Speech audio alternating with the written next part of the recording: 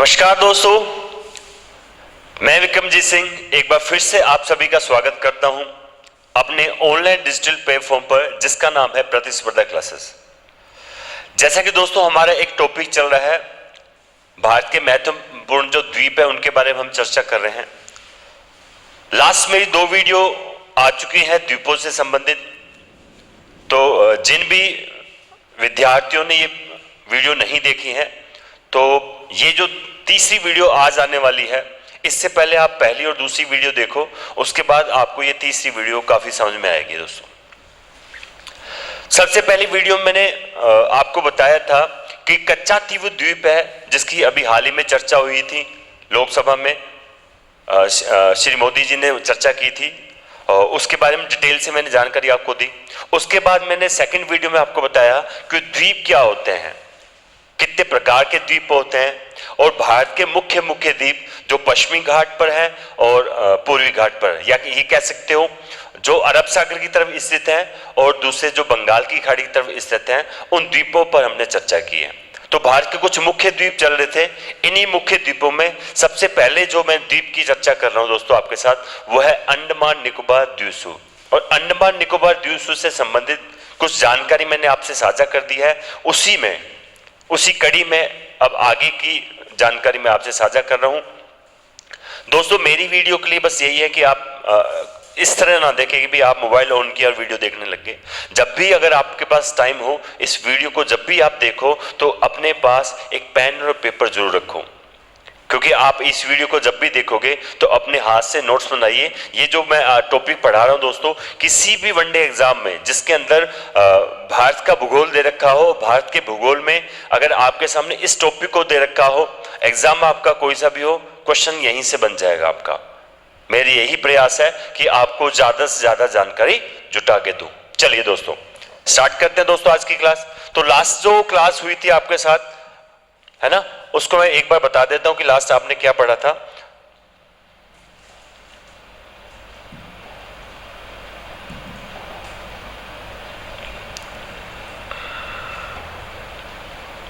चलिए एक बार फिर से स्टार्ट करते हैं। टेक्निकल चीजें हैं जो धीरे धीरे चलती हैं, समझ में भी धीरे धीरे आता है। चलिए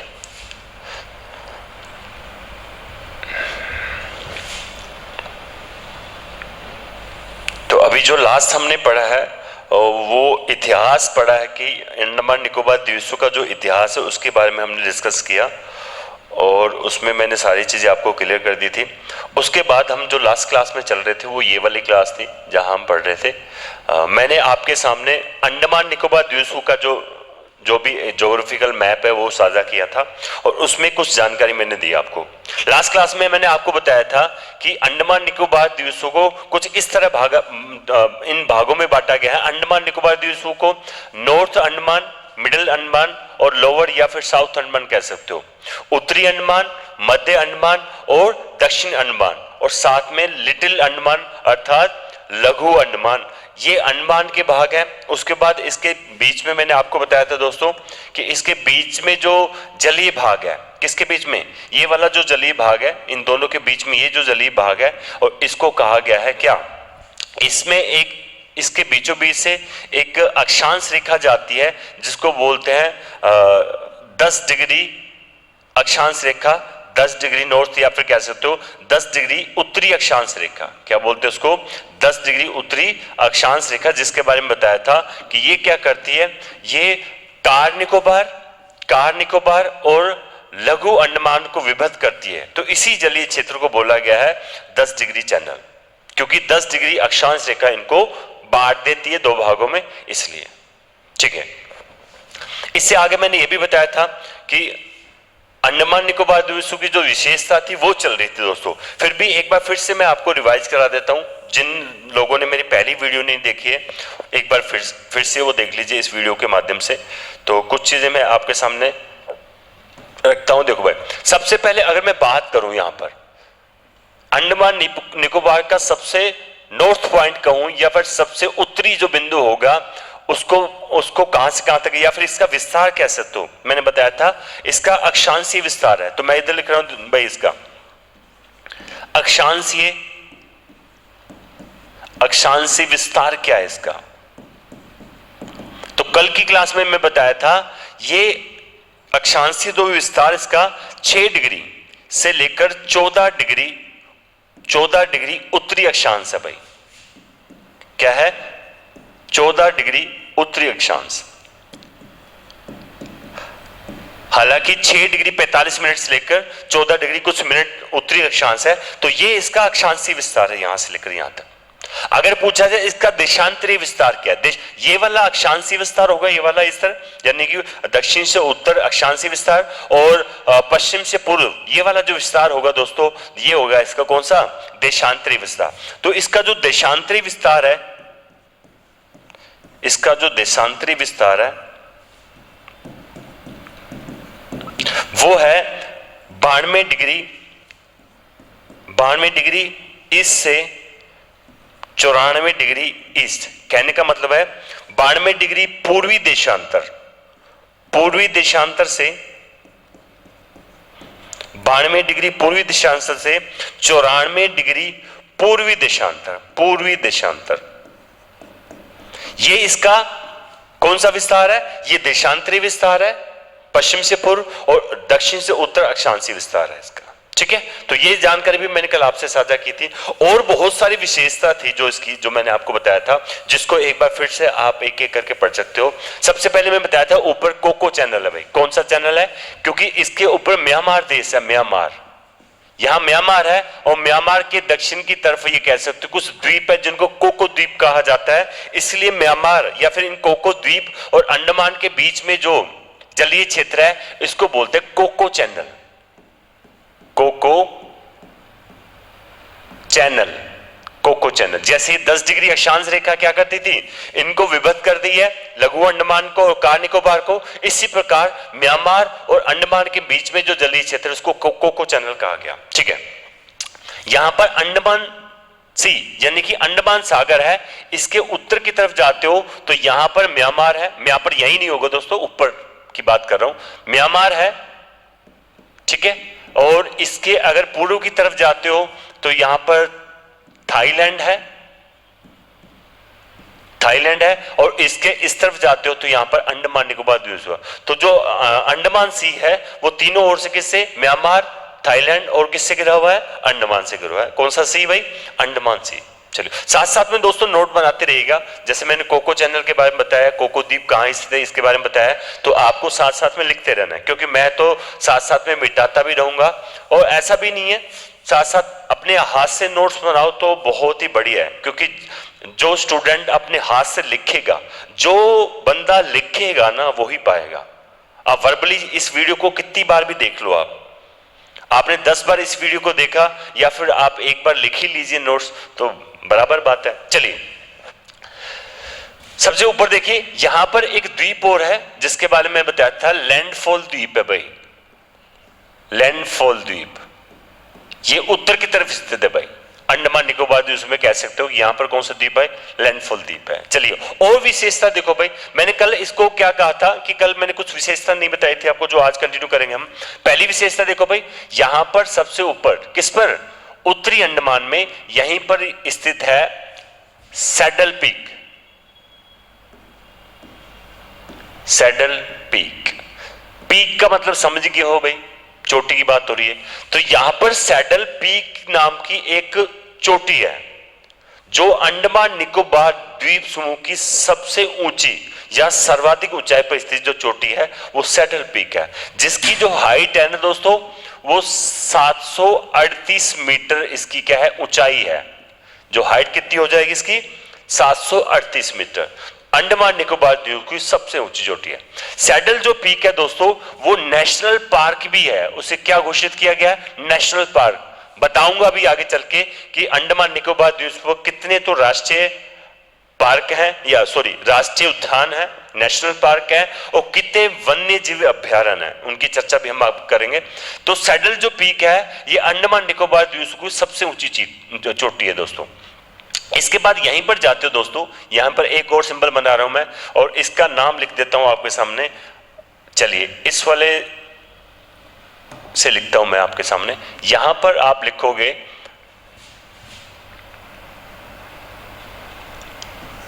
यहां पर भारत का एक ज्वालामुखी है जिसको बोलते हैं नारकोडम, देखिएगा नहीं है, इसको बोलते हैं दोस्तों नारकोडम। इसको और आगे लिख देता हूं, नारकोडम। ये क्या है भाई? ये सुषुप्त ज्वालामुखी है या शांत ज्वालामुखी है, शांत, शांत या सुषुप्त ज्वालामुखी है। कैसा ज्वालामुखी है भाई? शांत या सुषुप्त ज्वालामुखी है।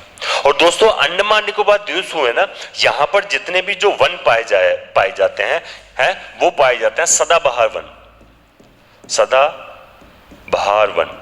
ठीक है, यहां पर लगभग ये कह सकते हो 86% जो भूभाग है, 86% भूभाग है, उसी पर यही वन पाए जाता है सदाबहार। क्यों पाया जाता है? क्योंकि यहां की जलवायु जो है ना, जलवायु, चलिए इधर देखिए, यहां की जो जलवायु है, जलवायु वो विषुवतीय है, विषुवतीय प्रकार की जलवायु है। कैसी जलवायु है भाई? विषुवतीय प्रकार की जलवायु है। और दोस्तों यहां पर जब मानसून आता है, क्या आता है भाई? मानसून। जब मानसून आता है यहां पर, तो मानसून, एक तो भारत में जो मानसून आता है, और एक चीज बताओ, यहां पर मानसून उत्सव भी मनाया जाता है। अगर आपसे पूछ लिया जाए कि भारत में मानसून उत्सव किस राज्य में मनाया जाता है, तो आप ये आंसर कर सकते हो कि अंडमान निकोबार द्वीप समूह में मानसून उत्सव भी मनाया जाता है। ठीक है, क्योंकि यहाँ बरसात के समय काफी उल्लास होता है, क्योंकि वैसे भी देखो यह पर्यटक स्थल है। अभी क्या है कि इसको इतना डेवलपमेंट कर दिया है कि आने वाले टाइम पे एशिया में ही शायद इसकी फर्स्ट पोजीशन बन जाएगी, जैसे थाईलैंड बना हुआ है, जैसे इस तरह आसपास के जो बैंकॉक है, जो पर्यटक स्थल बना रखे हैं, इसी प्रकार ये प्राकृतिक रूप से बना हुआ है। और इसकी प्रकृति को बने रहने के लिए ही बहुत प्रयास किए जा रहे हैं, क्योंकि लगातार टूरिज्म बढ़ रहा है, जिससे बाकी जो प्राकृतिक संसाधन होते हैं या जो प्रकृति होती है, जंगल होते हैं, जंगली जीव जंतु होते हैं, समुद्री जीव जंतु होता है, वो काफी इंसानों से प्रभावित होते हैं। तो इसके लिए भी एक मुहिम चल रही है। चलिए, मैंने बताया कि जो मानसून है उसको दो तरह का मानसून प्राप्त होता है भाई अंडमान निकोबार को। एक तो मानसून वो होता है जो भारत में आता है, भारत का जो मानसून है उसका नाम है दक्षिण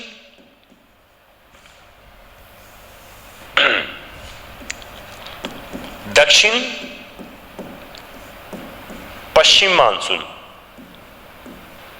दक्षिण पश्चिम जो मानसून है ना, मानसून है जो, एक तो इससे वर्षा प्राप्त होती है, और दूसरा जब लौटता हुआ मानसून, इससे उठता हुआ मानसून कहा जाता है। जैसे भारत में प्रवेश करता है तो यहां लगभग मई महीने में क्या है, जैसे भारत में अगर पूछा जाए कि भारत में मानसून की भारत में जो मानसून है वो कब आता है ना, तो ऐसा कहा जाता है कि भारत का जो मानसून है, दक्षिण पश्चिम जो मानसून है, वो लगभग जून महीने, यानी कि जून के फर्स्ट वीक में आता है। वैसे कई बार हो सकता है किसी भी किताब में 1 जून दे रखा हो, 5 जून दे रखा हो, लेकिन ऐसा फिक्स नहीं है, क्योंकि ऐसा कोई ट्रेन तो फिक्स नहीं, फिक्स टाइम पर जा रही है, फ्लाइट है फिक्स जाएगी।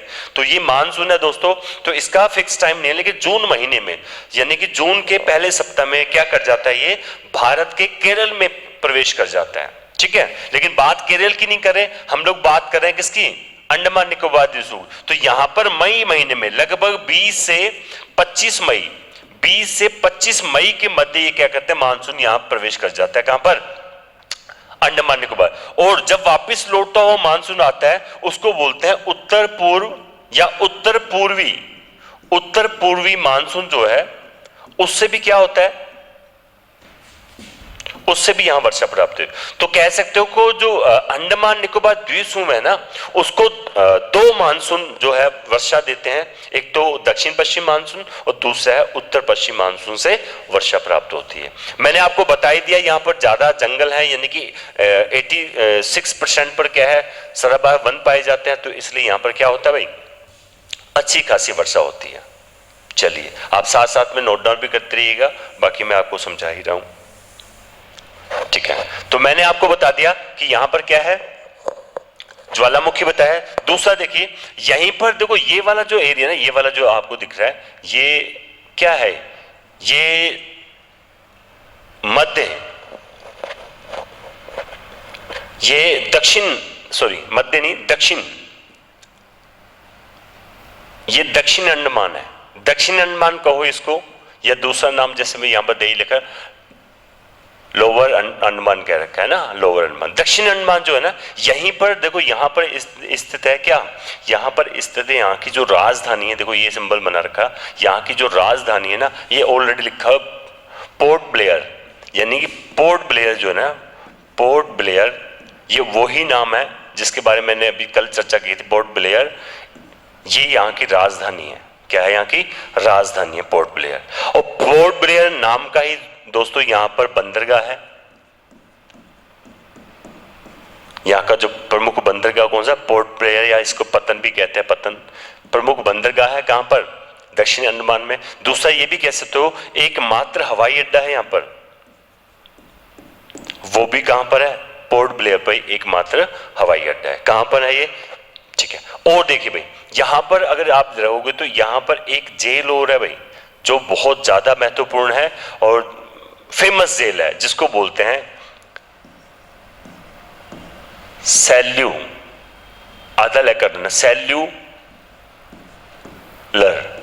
सेल्यूलर जो जेल है ना, जहां पर जब 1857 की क्रांति के मध्य में बताया था कि जितने भी जो स्वतंत्रता सेनानी होते हैं या फिर जो भारत की आजादी में जिनका भी योगदान रहा, जो उस समय जो आंदोलन चलते थे, तो उन आंदोलन का दमन करने के लिए अंग्रेजों की एक नीति रहती थी, वो यहाँ से जितने भी जो जिनको वो पकड़ते थे जेल में डालते थे, तो इस वाली जेल में, यानी कि जो ज्यादा कहते हैं ना बड़े बदमाश कह सकते, तो उनकी नजर में तो बदमाश ही होगा। हमारे यहाँ तो स्वतंत्रता सेनानी थे, जो खतरनाक स्वतंत्रता सेनानी थे उनको वहां पर ले जाते थे और इस जेल में डालते थे। यहीं पर काला पानी की सजा मिलती थी भाई, काला पानी, अगर आपने सुना हो तो काला पानी की सजा यही मत है। इस जेल की कुछ विशेषता हैं जो मैं अभी नहीं बताने वाला हूं, लास्ट में चलते चलते मैं वो भी आपको बताऊंगा। तो फिलहाल तो मैं इसमें इतने बताने वाला हूं, ठीक है। चलिए, यहां पर अभी अभी मैं बताया कि इसकी जो सबसे ऊंची चोटी है वो सैंडल पीक है। इसकी दूसरी जो ऊंची चोटी है वो यहां पर है ग्रेट निकोबार में, यानी कि वृहद निकोबार में ना, वृहद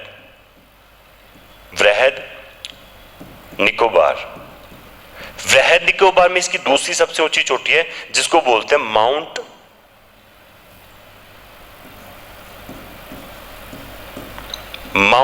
थूलियर। माउंट जो थूलियर है, इसकी दूसरी सबसे ऊंची चोटी है, जिसकी ऊंचाई है 642 मीटर। उसकी मैंने बताई थी 738 मीटर, इसकी है 642 मीटर। अगर आपसे पूछ लिया जाए क्वेश्चन कि बताइए अंडमान निकोबार द्वीप समूह की दूसरी सबसे ऊंची चोटी कौन है, तो आप बताओगे माउंट थूलियर। बहुत बार पूछा गया है अंडमान निकोबार द्वीप की सबसे ऊंची चोटी कौन सी है, तो सर्वाधिक जो ऊंची चोटी है वो है सैडल पीक, ठीक है। और कल मैंने आपको यह भी बताया था, इसका जो सबसे दक्षिण जो क्या बोलते हैं पॉइंट है साउथ मोस्ट जो पॉइंट है वो बताया था इंदिरा पॉइंट। इस इंदिरा पॉइंट का मैंने और भी नाम बताया था, इसको पार्सिक पॉइंट भी कहते हैं, इसको क्या बोलते हैं, पार्सिक पॉइंट भी कहते हैं, पिगमेलियन पॉइंट भी कहा जाता है, पिगमेलियन, यानी इसके तीन नाम आएंगे। मुख्य रूप से इंदिरा पॉइंट ही आता है, जो भारत का सबसे दक्षिणतम बिंदु है, जो 6 डिग्री 45 मिनट उत्तरी अक्षांश पर स्थित है, उत्तरी अक्षांश पर स्थित है भाई। जो इसका अक्षांशीय विस्तार अभी भी बताया, तो ये कह सकते हो 6 डिग्री 45 मिनट उत्तरी अक्षांश पर भारत का सबसे दक्षिणतम बिंदु स्थित है, ठीक है। चलिए और देखिए,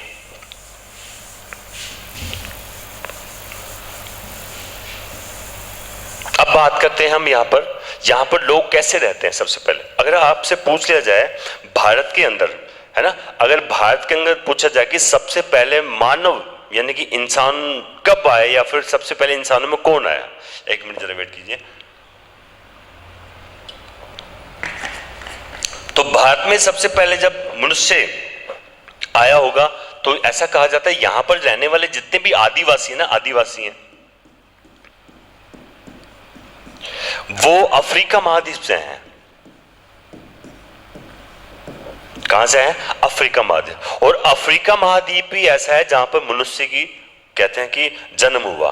अफ्रीका महाद्वीप, सबसे पहले मनुष्य का जन्म जहां हुआ वो है अफ्रीका महाद्वीप। तो अफ्रीका महाद्वीप से ये लोग आए। जैसे अगर आपने सुना हो निग्रो प्रजाति, निग्रो है ना, निग्रो शब्द आपने सुना हो, तो निग्रो जितने भी जो जनजाति हैं, जो निग्रो जो प्रजाति है वो अफ्रीका महाद्वीप की है। तो निग्रो प्रजाति के लोग ही यहाँ पर रहते हैं, है ना। धीरे धीरे वो उनकी संख्या काफी कम हो गई है, ठीक है। तो निग्रो प्रजाति है यहाँ पर जो लोग रहते हैं, आदिवासी लोग रहते हैं यहाँ पर, ठीक है। अब देखिए आगे क्या इसमें जानकारी बहुत सारी आप देखते जाइए, साथ साथ में ना मैं आपको बताता रहूंगा। यहां पर क्या है कि हाई कोर्ट की बात करूं मैं आपको, या फिर उच्च न्यायालय की बात करूं, उच्च न्यायालय, उच्च न्यायालय की बात करें, है ना, तो यहां जो हाई कोर्ट जो लगता है, उच्च न्यायालय लगता है, वो है कोलकाता, कोलकाता। अच्छा, कोलकाता और पोर्ट ब्लेयर के मध्य, कोलकाता और पोर्ट ब्लेयर के मध्य जो दूरी है ना दोस्तों, वो लगभग 2100 के आसपास है, 2100 किलोमीटर, यानी कि घूम पक कर जाना पड़ता है। कोलकाता से फिर चेन्नई आना पड़ता है, चेन्नई से जो भी तमिलनाडु का जहां भी बंदरगाह होगा उसके आसपास। अगर मैं चेन्नई की बात करूं, चेन्नई की बात करूं तो चेन्नई से लगभग ये 1500 किलोमीटर के आसपास है ना। या फिर तमिलनाडु अगर कहा जाए ना, तमिलनाडु से इसकी दूरी कितनी है भाई, अंडमान निकोबार, तो ये 1400 के आसपास है ना। अच्छा, ये दूरी मैं क्यों बना रहा हूं उसके बारे में अभी आपको बताऊंगा कि ऐसा इसलिए होता है, एक समुद्री सीमा होती है। जैसे अगर आप इस तरह अगर भारत का मैप देखो और इस तरफ देखो, इस वाली कंडीशन में, तो इधर तो होगा आपका अरब सागर, इधर होगा आपका कौन सा, बंगाल की खाड़ी, और इसके नीचे वाले हिस्से में हिंद महासागर है। तो जो भारत की जो समुद्री सीमा होगी, तो समुद्री सीमा आपको पता ही कितनी है भारत की, लेकिन यहाँ पर समुद्र के अंदर जो सीमा होती है उसको आपको देखना होता है। एक मिनट जरा रुकिएगा, एक मिनट जरा। मुन्ना, मुन्ना,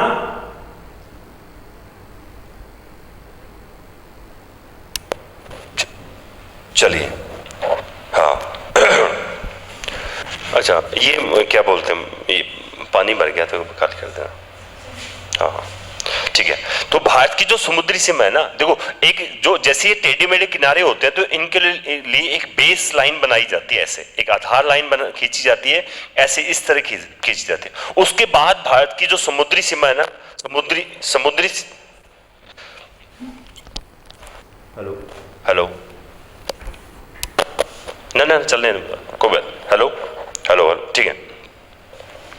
तो भारत की जो समुद्री सीमा है, आधार लाइन के बाद इसको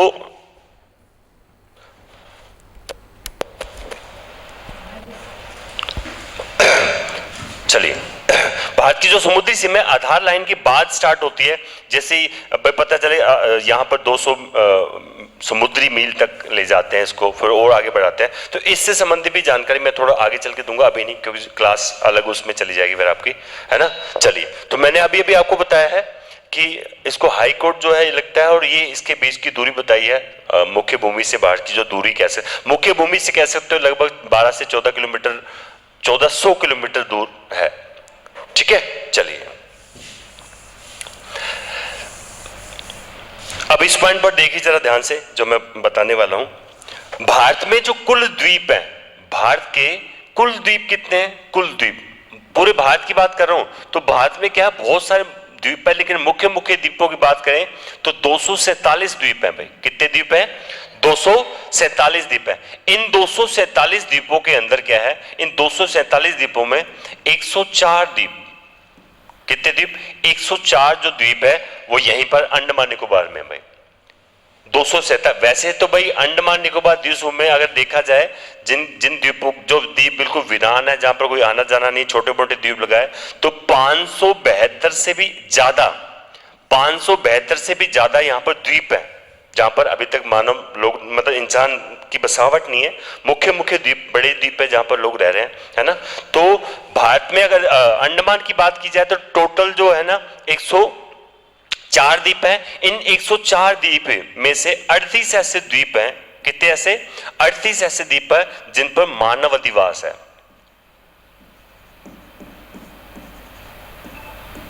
कहने का मतलब ये हो गया कि 38 ही मात्र ऐसे द्वीप हैं इन 247 में से 104 जो है वो द्वीप है इसके अंदर, और इन 104 में से भी 38 ऐसे द्वीप हैं जिन पर लोग रह रहे हैं फिलहाल। ठीक है, तो मानव अधिवास है।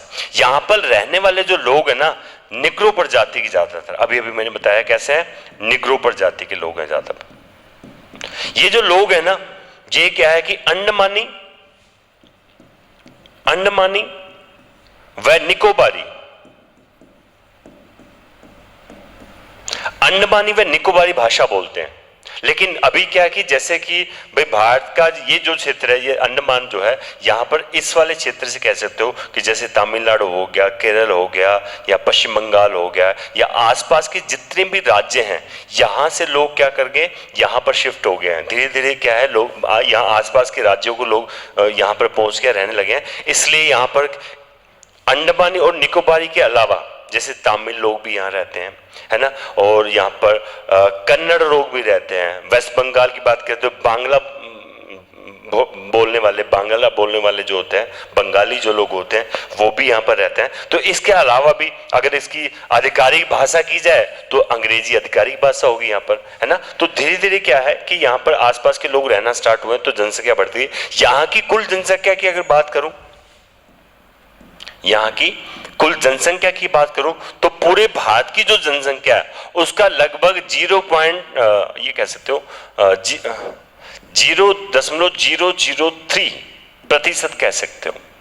यानी कि मात्र 003% ही जनसंख्या यहाँ रहती है पूरे भारत की, जो लगभग 4 लाख के आसपास थी। ये था 399,001 कर सकते हो। ये टोटल जो जनसंख्या यहां पर रहती है भाई, ये 2022-23 के आंकड़े हैं आपके सामने जो लिखे हैं मैंने। तो यहां पर जो कुल जनसंख्या है वो ये रहती है यहां पर। ठीक है, इसके साथ साथ और देखिए भाई, इस जनसंख्या के साथ साथ देखो कि यहां की जो साक्षरता दर है, दिखाई दे रहा है कि यहां पर यहां की साक्षरता, यहां की जो साक्षरता दर है वो 86.27% है भाई, साक्षरता दर है। और जनसंख्या जो घनत्व है, जनसंख्या जो घनत्व है वो 46 व्यक्ति प्रति वर्ग किलोमीटर में, 46 व्यक्ति प्रति वर्ग किलोमीटर में। और इसका अगर आप लिंगानुपात देखोगे, जो लिंगानुपात है दोस्तों, वो 1000 पुरुषों पर दिखाई दे रहा होगा, पुरुषों पर नहीं दे अगर कम दिखाई दे रहा है, व्हाइट मैंने मार्कर यूज किया है, तो आगे में इसके नोट्स बना रखे हैं दोस्तों, उसमें से आप स्क्रीनशॉट ले लीजिएगा, सब चीजें आपको मिल जाएंगी, आप चिंता मत करो। तो 1000 पुरुषों पर क्या है 878, यानी कि 878 महिलाएं हैं। ये लिंगानुपात है। लिंगानुपात क्या है, 1000 पुरुषों पर 878 क्या है, महिलाएं। एक चीज देखो, मेरे को इसी आंकड़े से एक चीज मेरे को और याद आई है। कल मैंने आपको बताया था कि विषुवत रेखा है ना, विषुवत रेखा या भूमध्य रेखा, विषुवत रेखा से भारत के बीच की दूरी, यानी कि विषुवत रेखा में भारत के बीच की अगर दूरी की बात करोगे ना, कितनी दूरी है, तो वो याद करना। यहां पर देखो जो महिला वाला रेशो बताया मैंने, तो यहां लिखना है 876 किलोमीटर, यानी कि 876 किलोमीटर दूरी है किसके मध्य, विषुवत रेखा और भारत का सबसे दक्षिणतम पॉइंट है इंदिरा पॉइंट। तो इंदिरा पॉइंट भी कह सकते हैं उसको, और विषुवत रेखा भी, या भारत भी कह सकते हो। भारत और विषुवत रेखा के मध्य जो दूरी है ना, वो कितनी है भाई, 876 किलोमीटर है। चलिए और आगे बढ़ते हैं। तो इनको साथ साथ में आप समझते जाइए, नोट डाउन भी करते जाइए, मैं आपको बता ही रहा हूं इन चीजों के लिए, है ना। चलिए आगे देखते हैं।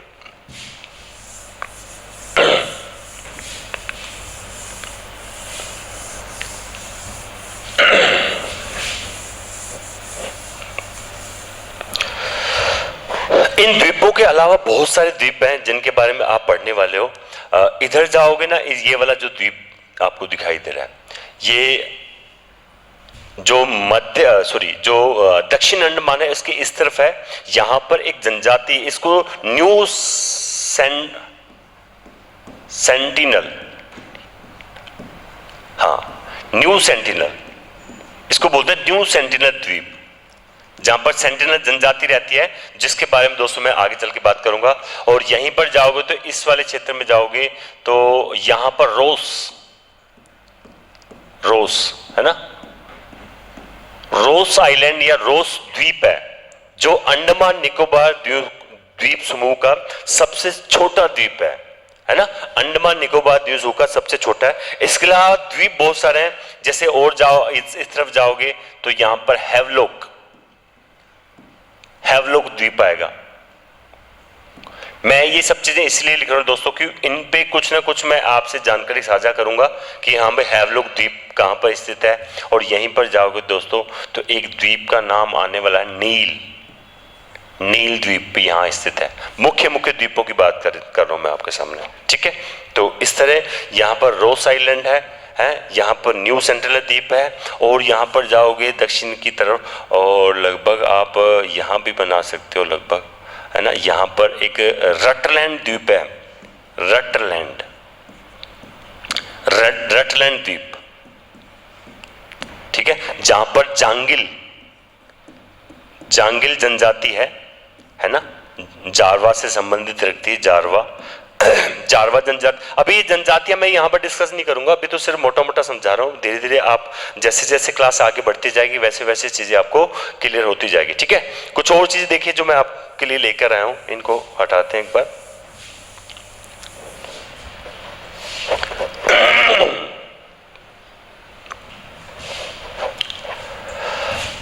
ये दक्षिण अंडमान और ये लिटिल अंडमान, इसके बीच वाला जो हिस्सा है, ये जो जलीय भाग है दोस्तों, इस जलीय भाग को कहा जाता है डंकन पास। ये जो जल संधि है, ये जलीय भाग है, किसके बीच में है भाई? ये दक्षिण अंडमान और लिटिल यानी कि लघु अंडमान के बीच में जो जलीय भाग है उसको डंकन पास कहा जाता है, ठीक है। कल याद है अगर आपको मैंने बताया था कि अंडमान निकोबार द्वीप और थाईलैंड उसके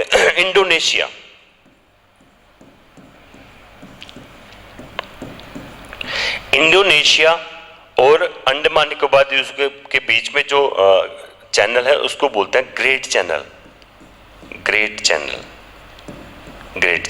जिसके बारे में आपको बताया था। अगर पूछा जाए भाई ग्रेट जो चैनल है किन के मध्य स्थित है, आप बता सकते हो ग्रेट चैनल जो है इंडोनेशिया व अंडमान निकोबार। अच्छा, इंडोनेशिया का ही सबसे, यहां मैं बना रहा हूं दोस्तों, ये इंडोनेशिया का सुमात्रा, अगर आपने सुना ना सुमात्रा द्वीप है, सुमात्रा द्वीप। तो इंडोनेशिया यानी कि ये कह सकते हो को जो वृहद निकोबार है इसके सबसे नजदीक को देश है तो वो इंडोनेशिया नाम आएगा, सुमात्रा द्वीप है जो सबसे नजदीक है। ऑल ओवर अगर आपसे पूछ लिया जाए कि अंडमान निकोबार द्वीप समूह के सबसे नजदीक जो देश है तो आप यहां लिखोगे म्यांमार जो है ना सबसे नजदीक देश है, किसके? अंडमान के। लेकिन मैंने क्या बताया, वृहद निकोबार के सबसे जो नजदीक जो देश होगा वो आपका आएगा इंडोनेशिया। याद रहेगा चीज। चलिए इसके आगे और बढ़ते हैं।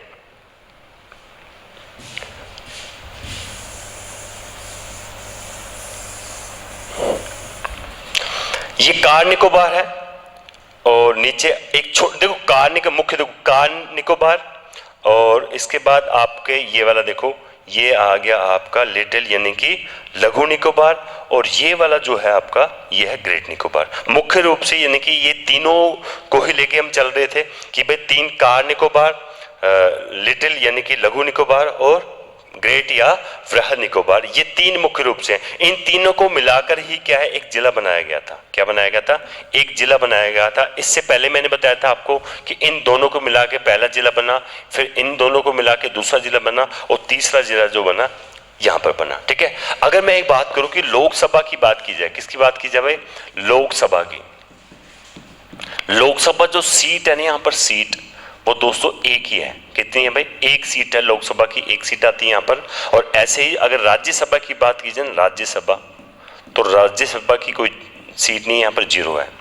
और अगर आपसे पूछे कि भाई अंडमान निकोबार द्वीप समूह की स्थिति की बात की जाए, किसकी बात की जाए है? उसकी लोकेशन की बात की जाए, स्थिति की बात की जाए, तो बंगाल की खाड़ी में स्थित है। ये कह सकते हो हिंद महासागर।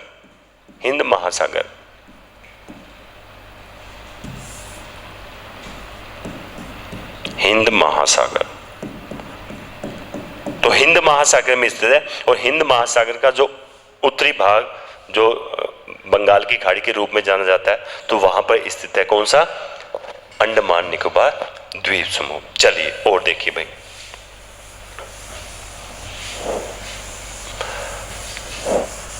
दो खाड़ियों के नाम मैं और यहां पर नोट डाउन करवाने वाला हूं आपके सामने, एक बार आप देख लीजिए। इन दोनों के मध्य देखो भाई, ये जो लिटिल निकोबार और ग्रेट निकोबार, इसके मध्य ये जो जलीय क्षेत्र अगर आपको दिख रहा हो थोड़ा बहुत, तो है ना, ये वाला हिस्सा, ये वाला, क्योंकि यहां पर है लिटिल और ये वाला है आपका ग्रेट निकोबार, और इसके मध्य वाला जो क्षेत्र है, ये वाला जो क्षेत्र है जहां पर मैं निशान लगा रहा हूं, इसको कह सकते हो, मैं इधर लिख रहा हूं, इनकी दोनों के मध्य में जो जलीय भाग है ना, उसको बोला जाता है कैम्बेल की खाड़ी। क्वेश्चन आ भी सकता है, कैम्बेल की खाड़ी। अगर आपसे पूछा जाए भाई कैम्बेल की खाड़ी कहां पर स्थित है, तो आप कह सकते हो कहां पर? लिटिल या लघु निकोबार व वृहद निकोबार के बीच में जो खाड़ी है, कैम्बेल की खाड़ी है। ठीक है। वो कार निकोबार के बाद की बात की जाए भाई, ये कार निकोबार है, इसके बाद का ये जलीय भाग है ना, ये वाला जो भाग है, इसको कह सकते हो, इसका भी एक नाम है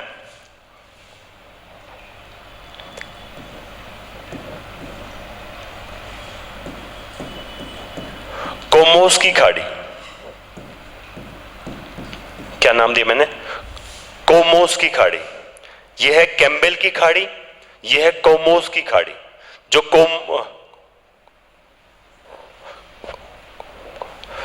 ये कोमोस, एक मिनट थोड़ा देख लिए, कोमोस नहीं, कोमरन की खाड़ी है ये, कोमोस नहीं लिखना इसमें, कोमरन की खाड़ी है। यहां पर इसको थोड़ा ठीक कीजिए, कोमोस नहीं, कोमरन की खाड़ी, कार निकोबार, और इसके नीचे जाओगे ना, जैसे यहां पर जाओगे टेरेसा द्वीप है, कैचल द्वीप है, और बाकी और बहुत सारे छोटे छोटे द्वीप हैं, तो ऐसे में ही कह सकते हो कि कार निकोबार बाकी जो अन्य द्वीप है, इनके बीच में जो खाड़ी है, कोमरन की खाड़ी है भाई। चलिए एक आपके सामने मैं क्वेश्चन लिख के जा रहा हूं यहां पर, मुझे आपको कल जब मैं अगली वाली वीडियो बनाऊं जब भी, या फिर मैं इस वीडियो के जितने भी मैसेज आएंगे जो आप लोग कमेंट के रूप में मेरे को करते हो, तो मैं उनको पढ़ता भी हूं, तो मेरे को आपको बताना है कि एशिया का सबसे सुंदर जो बीच है, एशिया का कह सकते हो इसको भाई, या फिर ये कह सकते हो कि भारत का सबसे सुंदर जो बीच है ना, उसका नाम बताना है आपको। भारत का सबसे सुंदर जो बीच कौन सा है, उसका नाम बताओ। और दूसरा आपको बताना है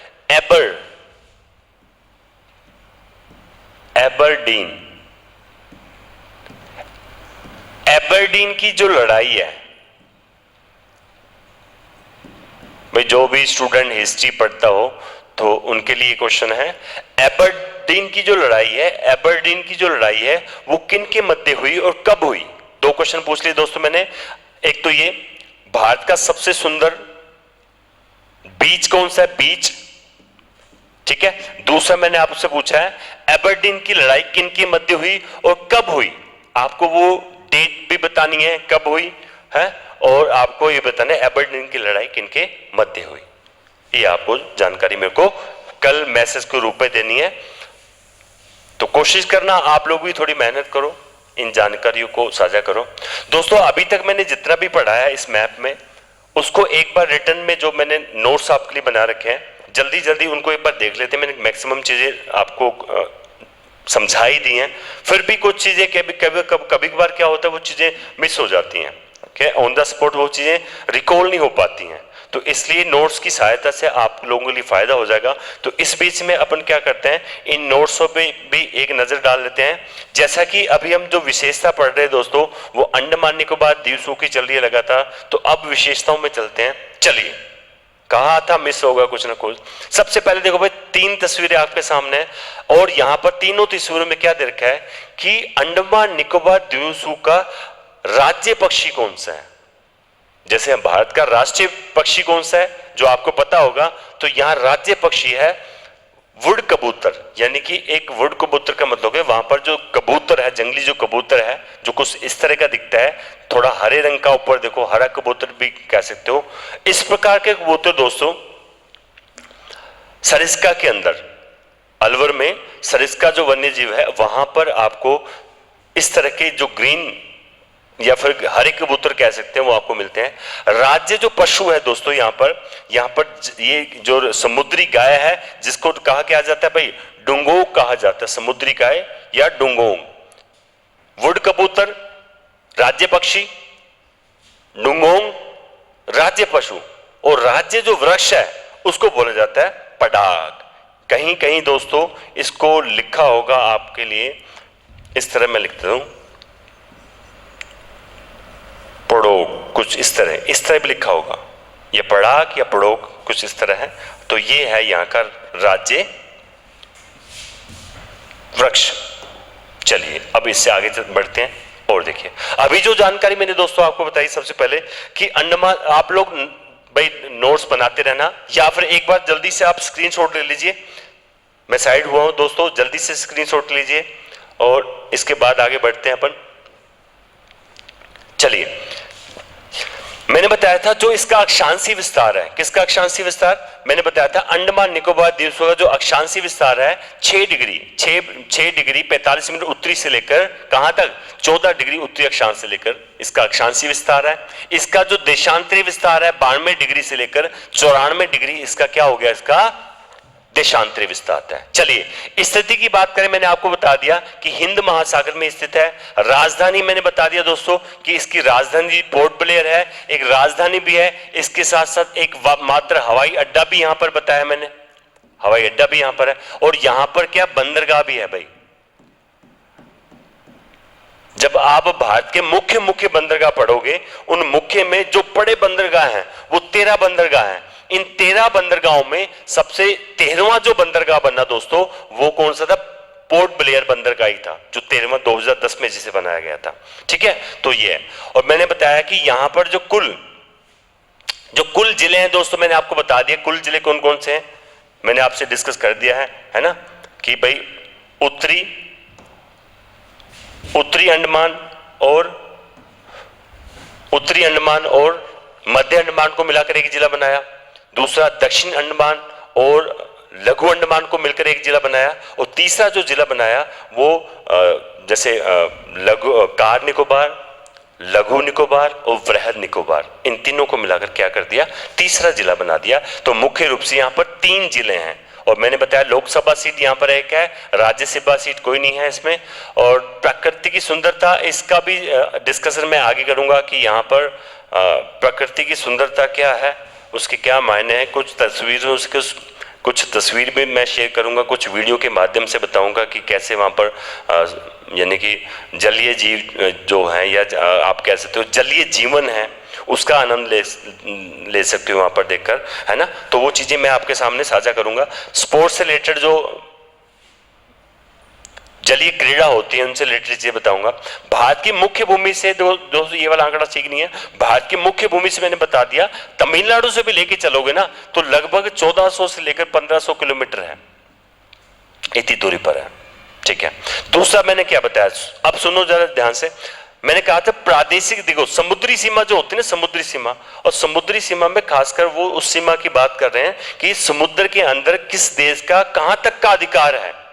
भाई समुद्री सीमा एक तो हो गया भाई ये वाला हिस्सा जो मैंने बताया, ये भी समुद्री सीमा है। और दूसरा कि जो संयुक्त राष्ट्र ने क्या किया है कि समुद्री यानी कि समुद्र का दोहन, उसका उपयोग आप कहां कहां किस रूप में कर सकते हो, उसके बारे में हम डिस्कस कर रहे हैं दोस्तों। तो यहां पर दे रखा है कि जो समुद्री सीमा है 12 समुद्री जो मील होते हैं।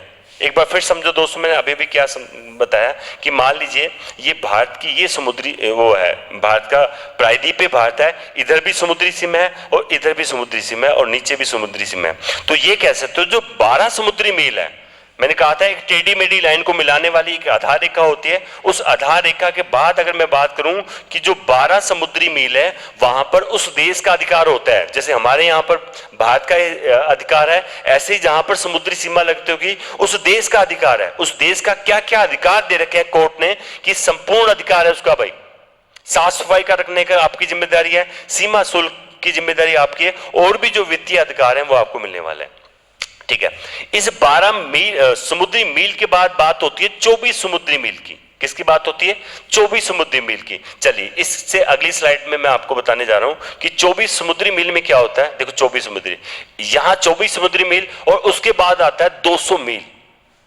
14 समुद्री जो होता है 24 वाला, उसमें भी वित्तीय अधिकार दिए जाते हैं कि आप बाकी जितने भी जो दूसरे देश के जो जहाज आ रहे हैं, है ना, उनसे आप टैक्स ले सकते हो, कर ले सकते हो। ठीक है, उन मतलब वहां पर कोई भी दूसरा देश आके हस्तक्षेप नहीं कर सकता, वहां पर भी आपका ही अधिकार होता है। और दूसरा जो बता रखा है समुद्री मील बता रखा है 200 समुद्री मील। दोस्तों ये जो 200 समुद्री मील है ना, 200 समुद्री जो मील है ना, यहां पर जो अधिकार देखा है, ये देखे कि यहां पर नए द्वीपों का निर्माण कर सकते हो। 200 समुद्री मील है ना, नए द्वीपों का निर्माण कर सकते हो, वैज्ञानिक अनुसंधान कर सकते हो कि वहां पर जाके क्या कर सकते हो। लेकिन बाकी ऐसा नहीं होगा कि यहां पर मान लीजिए किसी के पानी का जहाज या बेड़ा घूम रहा है तो आप उनसे बोल लो भाई हमारे यहां से जा रहे हो, आप टैक्स पे करो, ऐसा नहीं। तो यहां पर सिर्फ कुछ परमिशन ही दे रखी है, कुछ ही आपको यहां पर जो कहा जाएगा कि भाई कर सकते हो जाकर नए द्वीपों का निर्माण और वैज्ञानिक अनुसंधान। ठीक है, मैंने बताया कि भारत में जो कुल द्वीप है 247 द्वीप है, लेकिन ये मुख्य द्वीप है और अंडमान निकोबार द्वीप समूह के अंदर जो कुल द्वीप है वो है आपके 572। इन 572 में से 572 है, लेकिन ये मुख्य द्वीप है जो 247। इन 247 में 204 कहां पर है? अंडमान निकोबार। और 36 द्वीप दोस्तों बता दूंगा मैं आगे चल के, 36 द्वीप लक्षद्वीप पर हैं, जिसको बारे में आप आगे पढ़ने वाले हो। इन 36 द्वीपों में 10 ऐसे द्वीप आने वाले हैं जिन पर मानव अधिवास लोग रहते हैं। ये लक्षद्वीप की बात हो रही है। किसकी बात हो रही है दोस्तों? लक्षद्वीप की बात कर रहा हूं, ना कि मैं अंडमान की। अंडमान में 38 ऐसे द्वीप हैं जिन पर मानव अधिवास है, लोग बसे हुए हैं। यहां पर ज्यादातर जो लोग हैं दोस्तों निग्रो प्रजाति के, जैसे कि मैंने आपको बताया कि यहाँ के जो लोग हैं, जो मूल निवासी हैं यहाँ के, वो निग्रो प्रजाति के हैं, जिनको कह सकते हैं कि जिनका जो अफ्रीका जो महाद्वीप है ना, अफ्रीका से इनका संबंध है।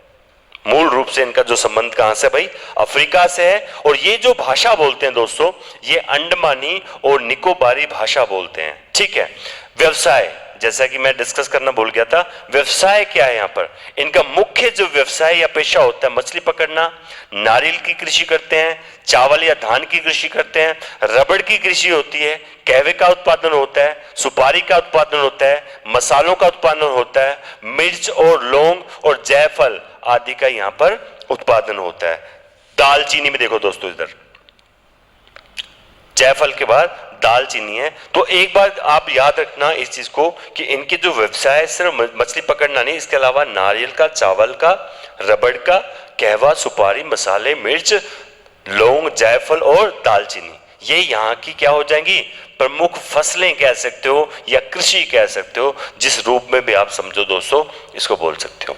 मैंने बताया सबसे जो ऊंची चोटी है दोस्तों, यहाँ की सबसे जो ऊंची चोटी है वो सैडल पीक है। सैडल पीक की जो मैंने आपको ऊंचाई बताई थी, जो है ना 738 मीटर मैंने ऊंचाई बताई है, जिसको मैंने ये भी कहा था कि एक राष्ट्रीय उद्यान है। क्या है दोस्तों? एक राष्ट्रीय उद्यान है। दूसरी जो सबसे ऊंची चोटी मैंने बताया था माउंट थूलियर है। आप इनका स्क्रीनशॉट लो, अच्छे से नोट्स बनाओ, जिसकी हाइट मैंने बता दी आपको 642 मीटर है।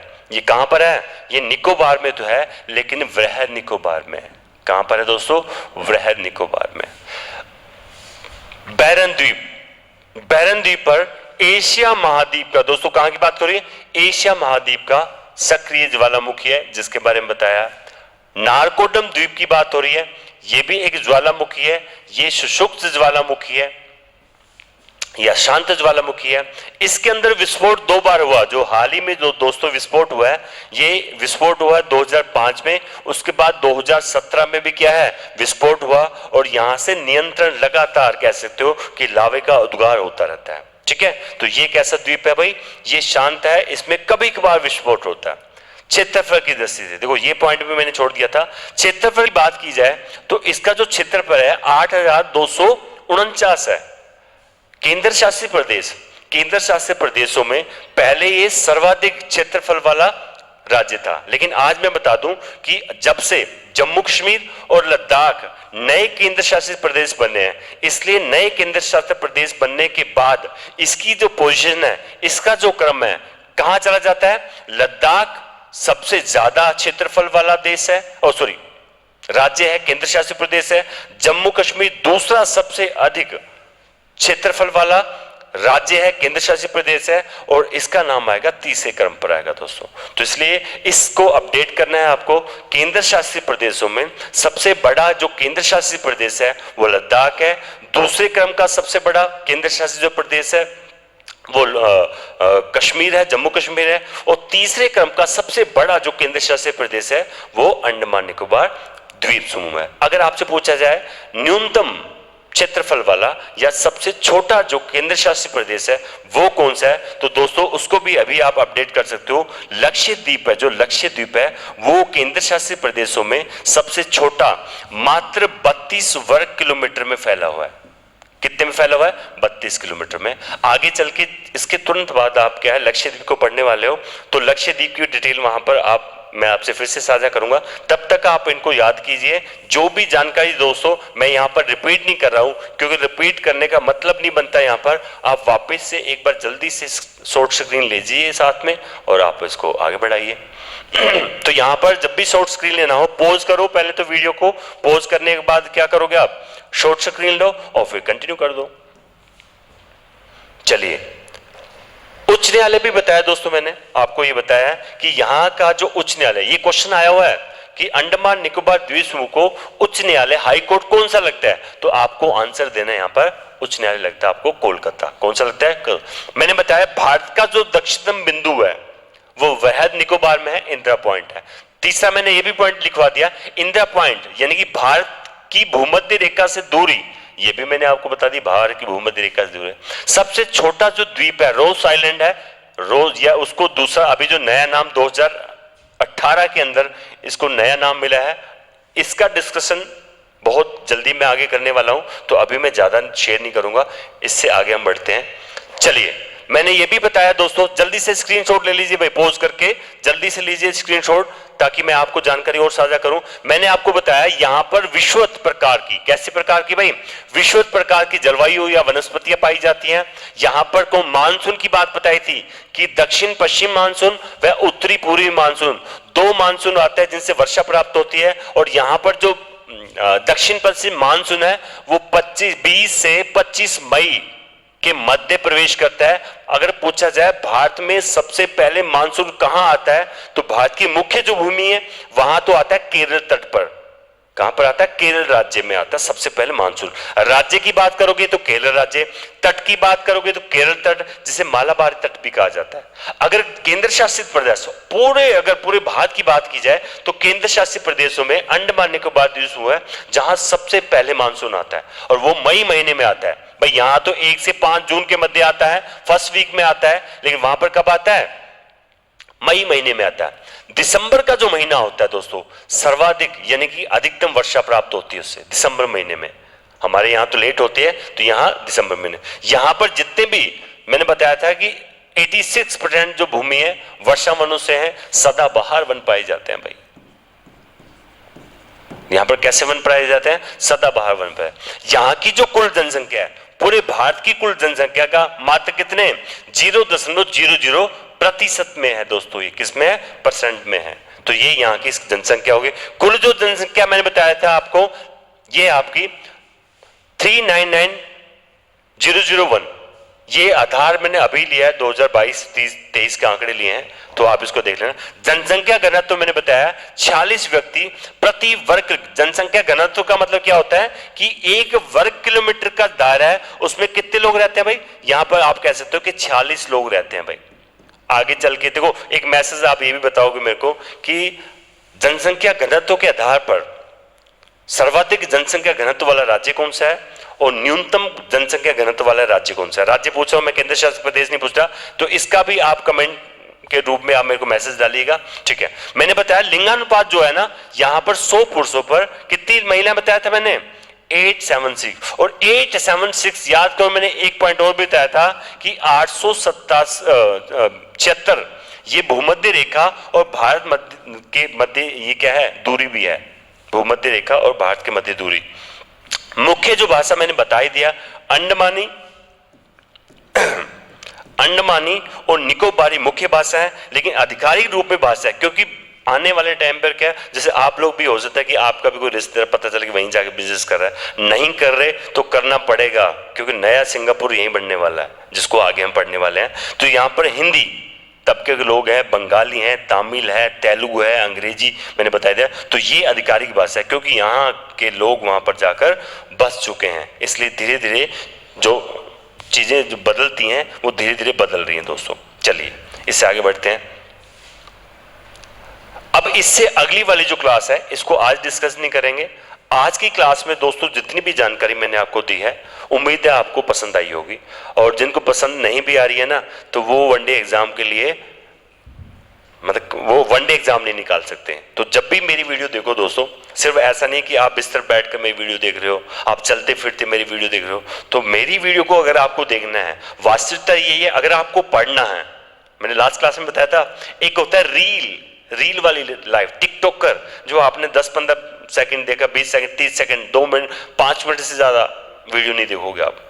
और जो पढ़ने वाला बच्चा है, जो रियल में जिसको जॉब चाहिए, जिसको पता है कि मेरे को तो नौकरी लेनी है, मेरे को तो वर्दी पहननी है, मेरे को तो एसएससी में जाना है, बैंक में लगना है ना, किसी भी एग्जाम को उठाओ, कोई स्टेट पीसीएस है उसको उठाओ।